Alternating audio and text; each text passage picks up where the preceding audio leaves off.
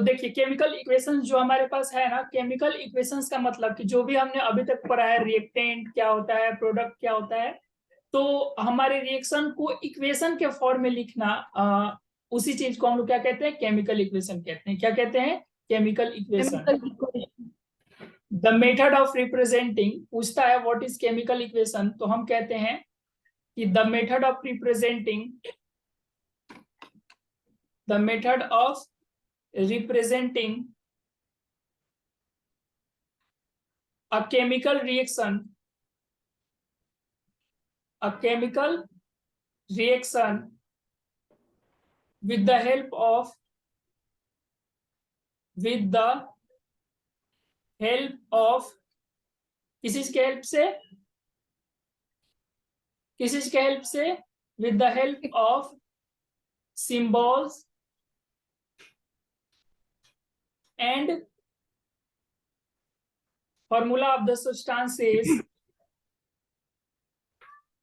फॉर्मूले, फॉर्मूला का प्लूरल होता है फॉर्मूले of substances okay sir. Involve in it.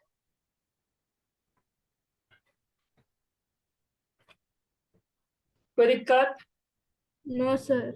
तो ये केमिकल इक्वेशन का हमारे पास डेफिनेशन हो गया। जैसे कि मान लीजिए अगर हमारे पास ये एग्जांपल हो कि zinc plus sulphuric acid, acid, तो ये मिलके क्या बनता है हमें कुछ पता होता नहीं है अभी। सबसे पहले क्या लिखेंगे, जिंक के लिए Zn लिखते हैं, और सल्फ्यूरिक एसिड का फॉर्मूला होता है H2SO4। कुछ फॉर्मूले याद करके रखने होंगे, जैसे सल्फ्यूरिक एसिड का H2SO4। अब देखिए, अगर आप रिएक्टिविटी सीरीज देखिएगा जो सबसे मैंने फर्स्ट क्लास में पढ़ाया था, उसमें आपको मालूम चलेगा कि हाइड्रोजन से ज्यादा रिएक्टिव जिंक होता है। क्या होता है? हाइड्रोजन से ज्यादा रिएक्टिव कौन होता है? जिंक होता है। ठीक है, कोई दिक्कत? No sir. तो सर उस टेबल में याद करने के लिए आपने कहा था। हाँ, तो रिएक्टिविटी सीरीज मैंने लर्न करने के लिए बोला था ना, हुआ है? Yes sir. ठीक है, तो अभी पूछूंगा मैं। अब देखिए, ओके।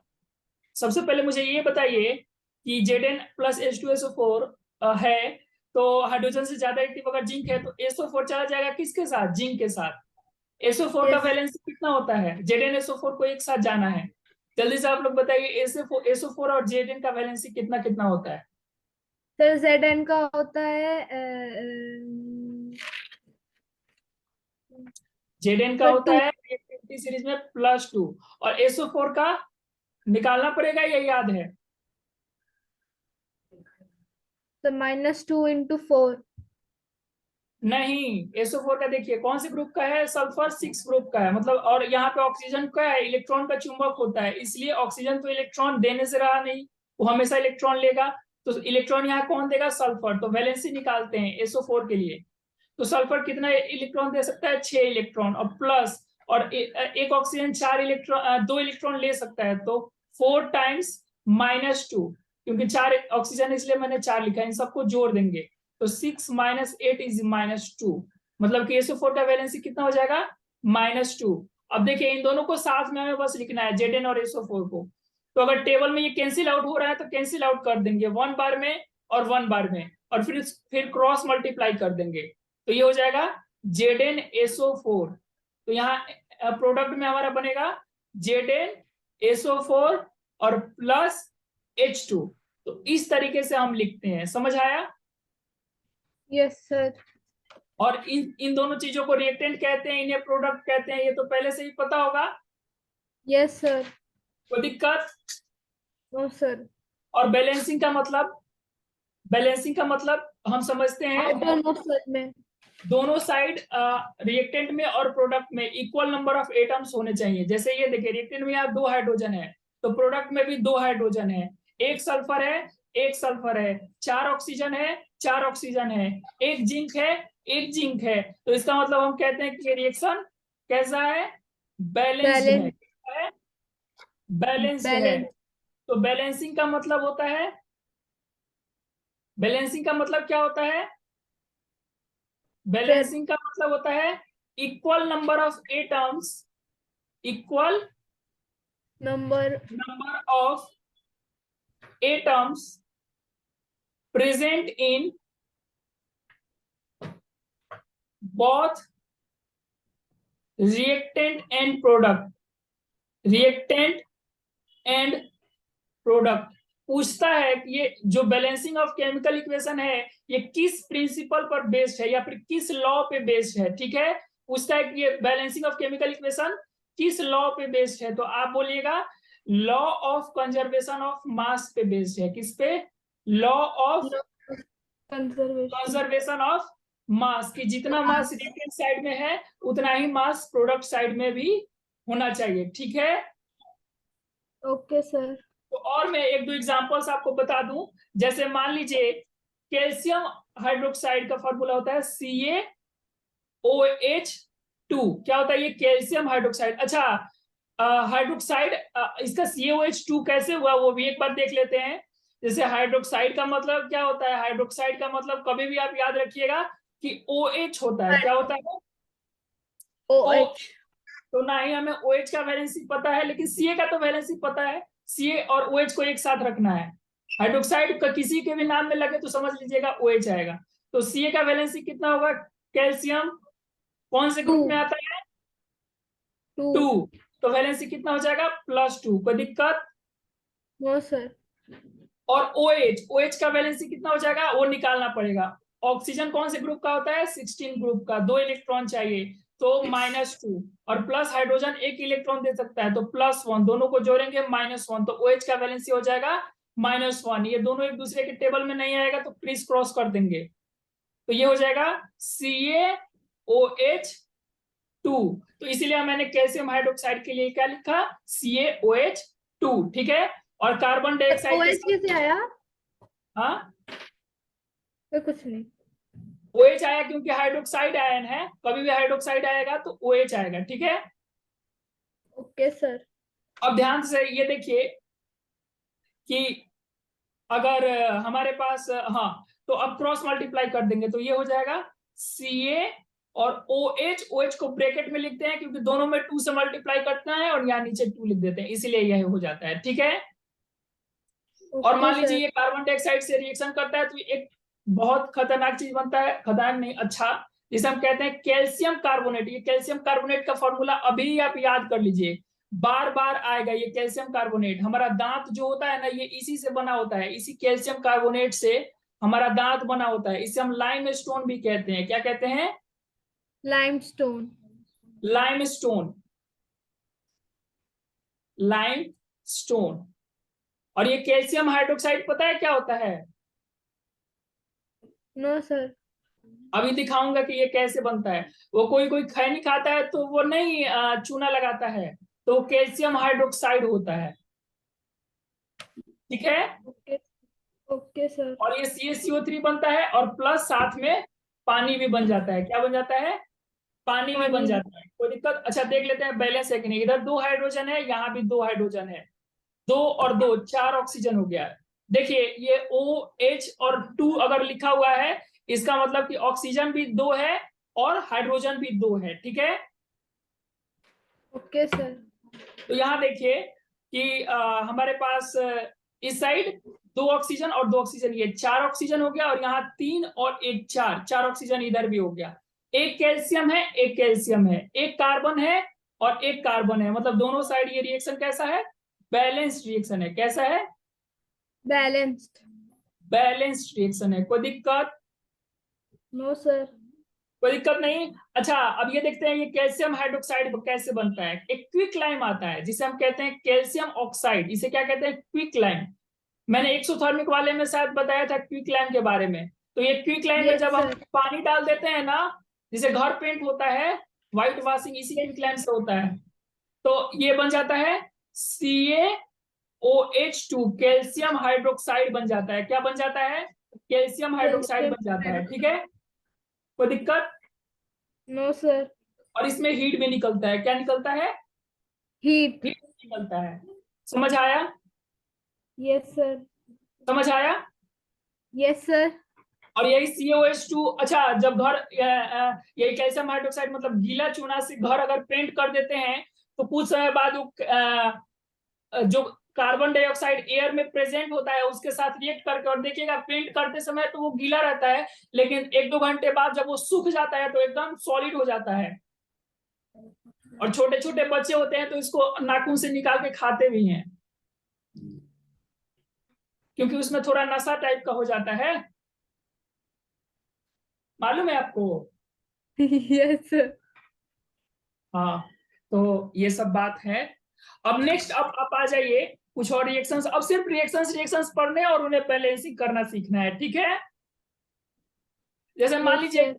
अच्छा कभी भी अगर मैं अब कह दूं कोई चीज का बर्निंग हो रहा है, शायद मैंने पहले ही बताया था, तो बर्निंग का मतलब कि वो ऑक्सीजन के प्रेजेंस में हो रहा होगा। किसके प्रेजेंस में? O2 के प्रेजेंस में, ठीक है? जब मैं कह दूं कि कार्बन का बर्निंग हो रहा है तो C+O2, ठीक है? और यहाँ बनेगा प्रोडक्ट में CO2 और प्लस हीट। अच्छा, ये प्रोडक्ट साइड में हीट लिखा हुआ है, तो बताइए कौन सा रिएक्शन होगा, एक्सोथर्मिक की एंडोथर्मिक? Sir endothermic. एंडोथर्मिक बनेगा, बिल्कुल सही जवाब, एंडोथर्मिक। एक्सोथर्मिक बनेगा, हीट बाहर जिसमें निकलता है वो एक्सोथर्मिक होता है, और हीट एब्जॉर्ब होता है वो एंडोथर्मिक होता है। ये देखिए मैंने यहाँ लास्ट क्लास में बताया होगा कहीं ना कहीं। हाँ, ये देखिए यस सर, एक्सोथर्मिक बताया था। Endothermic. Heat is released is called exothermic, sir और हीट इज, एक्सोथर्मिक।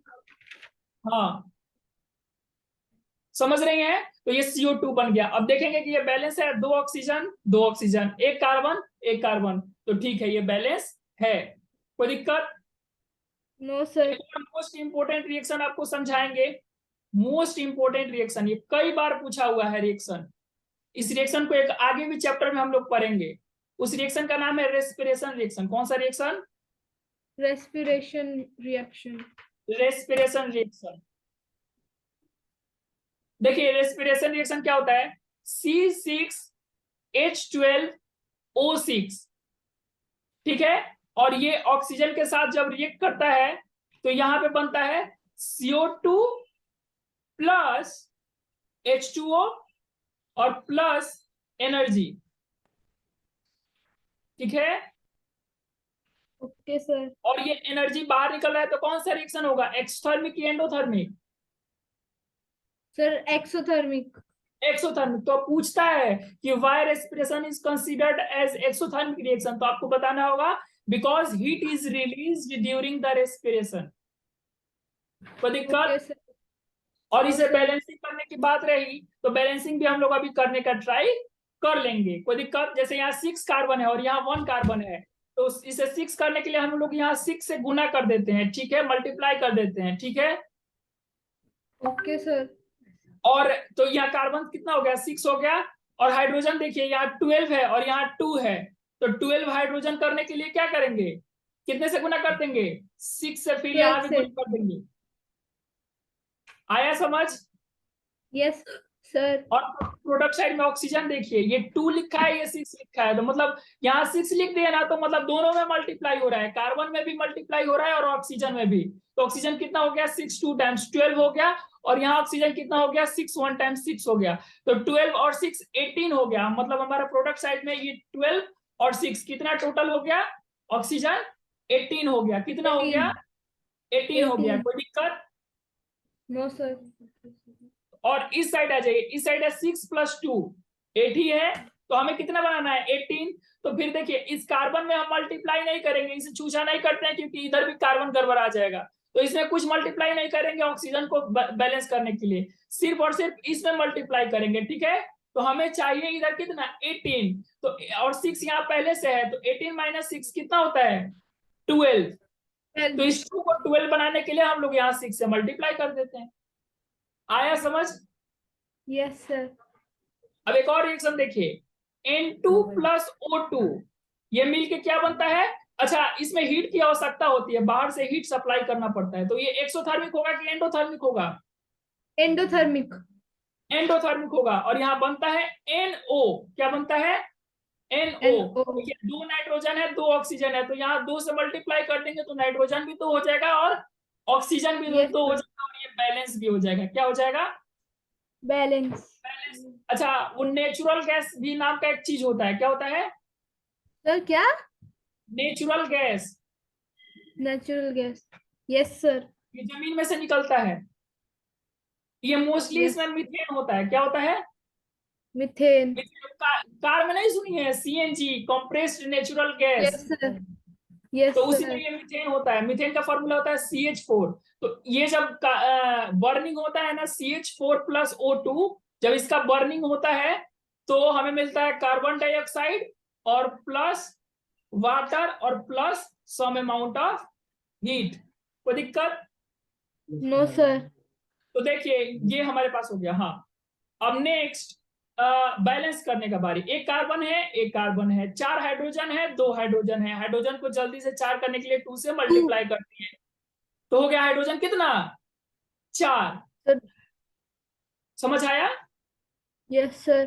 और ऑक्सीजन देखिए, यहाँ 2 ऑक्सीजन है और यहाँ 2 से मल्टीप्लाई कर दिया तो यहाँ भी 2 ऑक्सीजन हो गया, तो 4 ऑक्सीजन प्रोडक्ट साइड में हो गया। कितना? 2 + 2 4। और यहाँ कितना है? 2। तो 4 करने के लिए 2 से मल्टीप्लाई कर देंगे। आया समझ? Yes, sir. कोई दिक्कत? No, sir. तो ये हमारे पास हो गया क्या चीज? Balancing Balance. का और इक्वेशन भी लिखने का कुछ तरीका। आया समझ? Yes, sir. चलिए तो कुछ रिएक्शंस हम लोग प्रैक्टिस कर ले। ZnSO4, Zn + H2SO4, ये भी आप लोग बनाएंगे। Second, Mg + HCl। Third, Zn + HCl। Fourth, K + HCl। Fifth, K + H2SO4। और सिक्स, K + K नहीं, Mg कर देते हैं, Mg + H2SO4। ये रिएक्शन बनाइए तो। Okay, sir.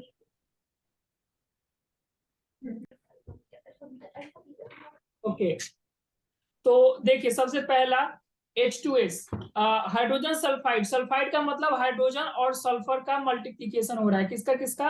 हाइड्रोजन और सल्फर का। हाइड्रोजन का वैलेंसी होता है +1 और सल्फर का यहाँ पे वैलेंसी हो जाएगा -2. -2. -2, क्योंकि ये सल्फर यहाँ पे इलेक्ट्रॉन लेगा तो क्रॉस मल्टीप्लाई कर देंगे तो ये हो जाएगा H2S। इसलिए हाइड्रोजन सल्फाइड के लिए लिखेंगे H2S। और बर्निंग का मतलब अभी कुछ देर पहले समझाए थे O2। क्या बर्न होके दे रहा है? वाटर दे रहा है तो H2O, और क्या दे रहा है? सल्फर डाइऑक्साइड दे रहा है तो SO2, या फिर हाँ डाइऑक्साइड का मतलब 2 ऑक्सीजन। ठीक है। Okay, next sir. है फास्फोरस। फास्फोरस को अगर बर्न किया जाए तो फास्फोरस के लिए सिर्फ P लिखेंगे। P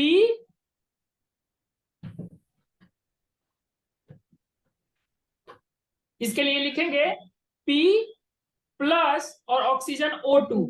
और यहाँ पे फास्फोरस पेंटाऑक्साइड क्या होता है मुझे भी नहीं मालूम है, तो यहाँ पे लिखेंगे P और O। ऑक्सीजन देने इलेक्ट्रॉन देने वाला कौन है? फास्फोरस है। तो इसलिए यहाँ और कितना इलेक्ट्रॉन फास्फोरस दे सकता है? 15 ग्रुप का होता है, इसलिए 5 इलेक्ट्रॉन दे सकता है। 3. ऑक्सीजन हाँ, और ऑक्सीजन minus. कितना इलेक्ट्रॉन ले सकता है? -2। कटने वाला है नहीं Sir, टेबल। -3 भी तो लिख सकते हैं. किसके लिए?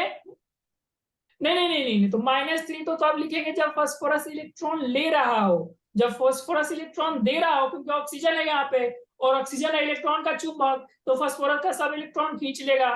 तो इलेक्ट्रॉन कौन देने वाला है? फास्फोरस। कितना इलेक्ट्रॉन दे सकता है? 5। क्रिस क्रॉस करा देंगे तो ये हो जाएगा P2O5। क्या हो जाएगा? P2O5। कोई दिक्कत? Yes, sir. No, sir. अब आ जाइए कार्बन डाइसल्फाइड। सर बैलेंस भी तो करना था सर इन सबको. हाँ सर बैलेंस भी तो करना था. हाँ, तो बैलेंस तो आराम से आप कर लीजिएगा। ये H2S है या 2 हाइड्रोजन 2 हाइड्रोजन बैलेंस है, एक सल्फर बैलेंस है, O2 और 2 और 1 3 O2 है, तो यहाँ बैलेंस है। ये बैलेंस करने का एक शॉर्टकट तरीका होता है H2S और O2 वाला। आइए नीचे डिस्कस कर लेते हैं। H2S + O2, तो ये दे रहा था H2O और + SO2। देखिए यहाँ पे बैलेंस करने का एक शॉर्टकट तरीका, यहाँ पे हमारे पास H2 है, यहाँ पे 2 H2 है, एक सल्फर है, एक सल्फर है, 2 ऑक्सीजन है, और यहाँ देखिए 2 और 1 3 ऑक्सीजन है। तो ये ऑक्सीजन को 3 बनाने के लिए पता है क्या करेंगे, 3/2 से गुना कर देंगे। ये देखिए 3/2 से गुना कर देंगे, किससे, 3/2 से। पता है क्यों, क्योंकि 3/2 इंटू 2 क्या हो जाएगा, 2 2 कैंसिल होकर के 3 नहीं हो जाएगा।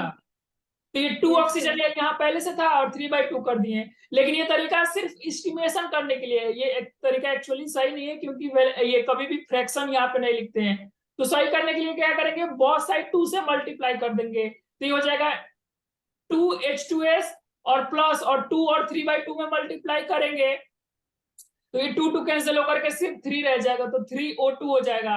और ये देखिए इधर भी 2 से मल्टीप्लाई करेंगे तो 2H2 हो जाएगा, और यहाँ भी 2 से मल्टीप्लाई करेंगे तो 2SO2 हो जाएगा। अब देखिए ये रिएक्शन हमारा एकदम बैलेंस हो चुका है,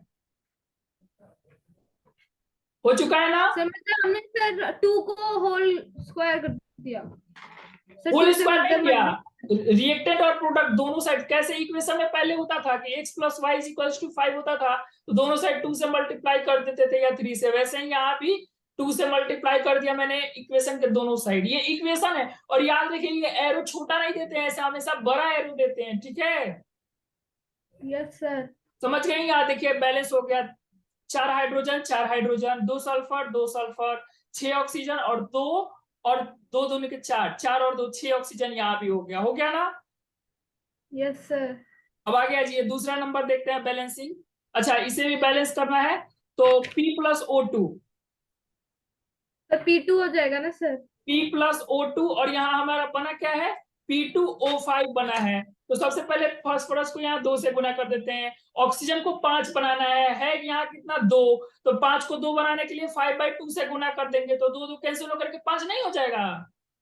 यस सर। तो ये 5/2 से गुना कर दिया, लेकिन ये तो एक्चुअल तरीका है नहीं, तो दोनों साइड 2 से मल्टीप्लाई कर देंगे, तो ये हो जाएगा 4P + 5O2, और इधर हो जाएगा 2P2O5। समझी क्यों, क्योंकि 2 Yes, इंटू sir. 5/2 क्या होता है, 2 2 कैंसिल होकर के 5 ही ना बचता है, इसलिए यहाँ पे क्या Yes. बचा हुआ है, 5 बचा हुआ है। क्या बचा हुआ है, 5। 5. समझ रही है कैसे बैलेंस हो रहा है, और 5 2 टाइम्स 10, और इधर देखिए 2 5 टाइम्स 10 ऑक्सीजन, 2 2 टाइम्स 4 फास्फोरस, और यहाँ भी 4 फास्फोरस। समझ आया।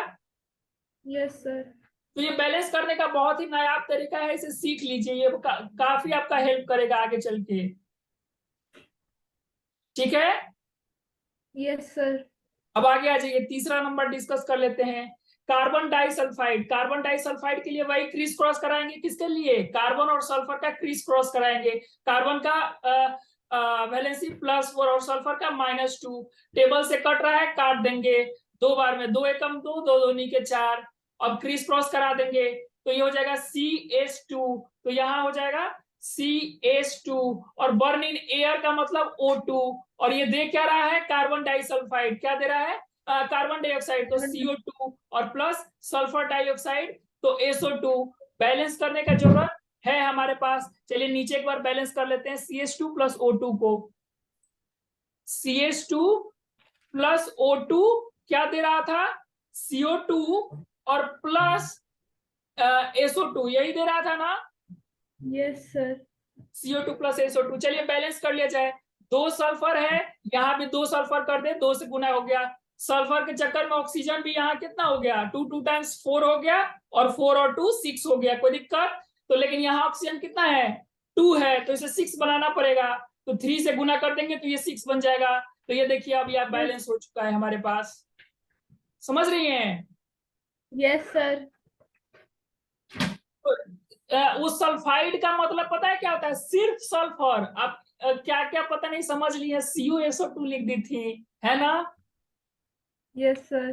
कोई नहीं, पहले बार, एक तो पहली बार में हमारे यहाँ ईशिता है, वो क्या की थी कि उसको बोले ना कैसा रिएक्शन कराइए, तो रिएक्शन कराने के लिए C और O लिख दी, और S और O लिख दी, बस ना वो O2 लिखी ना कुछ लिखी, ऐसे ही लिख के दे दी। एक दिन क्या क्या कि उसको दिया ना बैलेंस करने के लिए, तो क्या कि Zn और Mg को एक साथ बैलेंस करा दी। Huh? तो फिर इसको समझाया कि देखिए कंपाउंड, और कभी भी कंपाउंड बनता है तो एक कैटायन एक एनायन, दो मेटल कभी भी रिएक्शन नहीं करता है, तब जाके वो रिएक्शन। अभी तक हम उसका फोटो खींच के रखे हैं, तो फोटो हम आपको दिखा सकते हैं अगर आप कहें तो। दिखाइए तो। अभी कुछ देर बाद दिखाएंगे, अभी नहीं देखना है मतलब। अब यहाँ देखिए, aluminium metal replace ferric iron from ferric oxide. अब सबसे पहले फेरिक ऑक्साइड क्या होता है तो वो भी चीज जानना होगा। चलिए 4 नंबर नीचे बना लिया जाए। तो एल्युमिनियम मेटल और फेरिस ऑक्साइड, मैंने आपको बोला था, रिएक्टिविटी सीरीज पढ़ा रहा था कि आयरन का वैलेंसी Yes, 2 sir. होता है, +2 और +3। +2 होता है तो इसे Yes, sir. फेरस कहते हैं, +3 होता है तो इसे फेरिक कहते हैं। फेरिक ऑक्साइड लिखना है तो Fe लिखेंगे और O लिखेंगे। फेरिक के लिए +3 और -2 क्रीज क्रॉस करा देंगे, तो इसका मतलब कि Fe2O3 हो जाएगा। तो यहाँ Fe2O3 कह रहा है कि एल्युमिनियम मेटल इसको रिप्लेस कर दे रहा है। जनरल से बात है, क्योंकि एल्युमिनियम आयरन से ज्यादा रिएक्टिव है हमारे रिएक्टिविटी सीरीज में, तो इसलिए ये क्या हो जाएगा। सर आपने एल्यूमिनियम मेटल को Al2 क्यों नहीं लिखा? क्योंकि मेटल को मैंने अभी तो बोला कि ऐसे का ऐसे ही छोड़ देंगे, Al2 लिखने का जरूरत नहीं है। ठीक है। Two okay sir. किसके लिए लिखते हैं, गैसेस के लिए सिंपली लिखते हैं। ठीक है, ओके सर। क्योंकि वो स्टेबल नहीं रह पाते हैं, सिंगल सिर्फ हाइड्रोजन या सिर्फ नाइट्रोजन स्टेबल नहीं रह पाता, इसलिए H2N2 लिखते हैं। अब देखिए, एल्युमिनियम और ऑक्सीजन को एक साथ रिएक्शन कराना है तो एल और ओ, एल का वैलेंसी होता है +3, ओ का वैलेंसी होता है -2, क्रीज क्रॉस करा देंगे तो ये हो जाएगा Al2O3। तो ये हो जाएगा Al2O3 और प्लस Fe। बैलेंस कराना है, बैलेंस करा देंगे। कैसे कराएंगे, 2 एल्युमिनियम है, लीजिए 2 से गुना कर दिया मैंने। 2 Fe है, ये लीजिए मैंने 2 से गुना कर दिया। 3 ऑक्सीजन है और यहाँ भी 3 ऑक्सीजन है, काम बन गया। कोई दिक्कत? No sir. ये 4 नंबर हो गया। और आ जाइए यहाँ 5 नंबर, बेरियम। शायद ये 5 नंबर तो आप बना दी थी कि barium chloride react with sulphate. चलिए फिर भी एक बार डिस्कस कर देते हैं। बेरियम क्लोराइड तो यही डिस्कस कर लेते हैं। BaCl2 reacts with zinc sulphate, मतलब ZnSO4। Yes sir. मालूम है ना, ये क्रिस क्रॉस करा के अपना देख Yes, लीजिएगा, sir. ZnSO4 होता है। ये एरो हमेशा बड़ा सा डालते हैं, और प्रोडक्ट साइड में बाकी कुछ कचरा वाला चीज नहीं लिखते हैं, सिर्फ जो प्रोडक्ट बनता है वो, बाकी कचरा वाला सब चीज रफ में करते हैं। ठीक है, ये Okay, जिंक sir. क्लोराइड तो ZnCl2 क्या हो जाएगा, ZnCl2 मैंने मनी में क्रिस क्रॉस करा लिया। और Yes, बेरियम sir. सल्फेट तो ये हो जाएगा BaSO4। ये एक बेरियम एक बेरियम, 2 क्लोरीन 2 क्लोरीन, एक जिंक SO4 तो ये ऑलरेडी बैलेंस है, कोई दिक्कत की बात नहीं है। No. और ये कुछ हमारे पास क्वेश्चंस है, ये एनसीईआरटी के एंड टेक्स्ट क्वेश्चंस है, ये आपको बना करके रखना होगा। और इसके साथ साथ वो जो मैंने बोला है 55 क्वेश्चंस, तो वो भी बना के रखना ही होगा। कोई दिक्कत? No, sir.